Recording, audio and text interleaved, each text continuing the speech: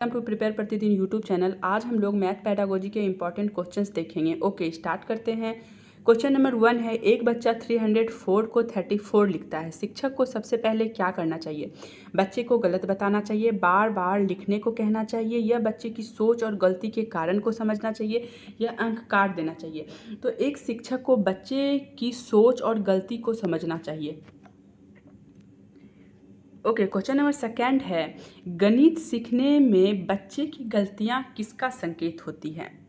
कि बच्चे की कमजोरी है, या फिर सीखने की प्रक्रिया का एक हिस्सा है, या शिक्षक की असफलता है, या अनुशासन की कमी है। तो गणित सीखने में बच्चा जो त्रुटि करता है, एरर करता है, तो वो क्या चीज़ का संकेत है? कि बच्चा पढ़ने में कमज़ोर है, या फिर ये शिक्षक की ही असफलता है, या अनुशासन की कमी है, या सीखने की प्रक्रिया का हिस्सा है। तो बच्चा जो एरर करता है वो सीखने की प्रक्रिया का एक पार्ट है। ओके, नेक्स्ट क्वेश्चन है, गणित में प्रॉब्लम सॉल्विंग अप्रोच का क्या उद्देश्य है? सूत्र याद करवाना, केवल सही उत्तर पाना, या तार्किक सोच को विकसित करना, या तेज गणना करवाना।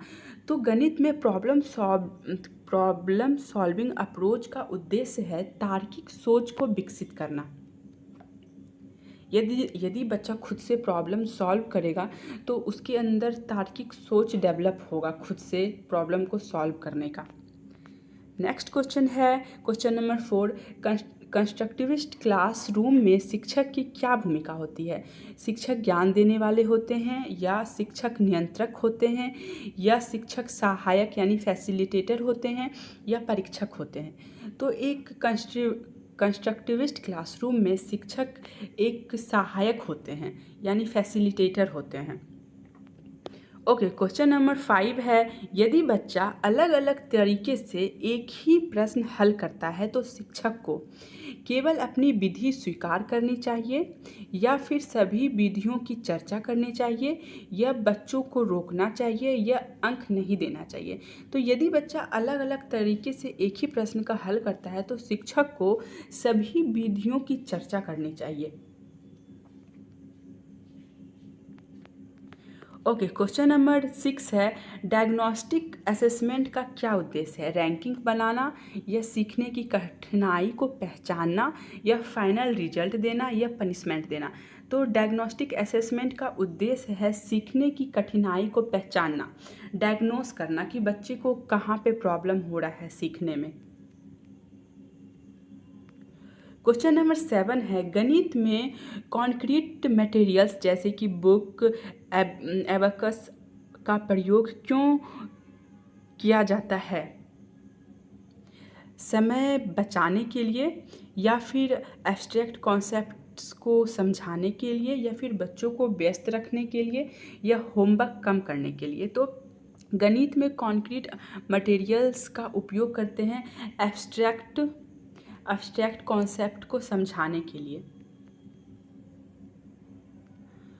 क्वेश्चन नंबर 8 है, एक शिक्षक बच्चों से पूछता है, तुमने यह उत्तर कैसे निकाला? यह किसे बढ़ावा देता है?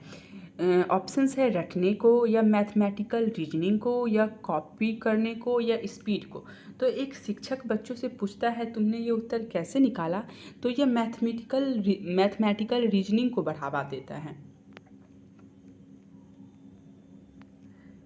क्वेश्चन नंबर 9 है, गणित की भाषा में सिंबल्स का सही उपयोग विकसित करने के लिए शिक्षक को केवल नियम बताना चाहिए, या फिर कॉन्टेक्स्ट और डिस्कशन देना चाहिए, या केवल एक्सरसाइज करवानी चाहिए, या गलतियों पर डांटना चाहिए? तो गणित में सिंबल का सही उपयोग विकसित करने के लिए शिक्षक को कॉन्टेक्स्ट और डिस्कशन देना चाहिए।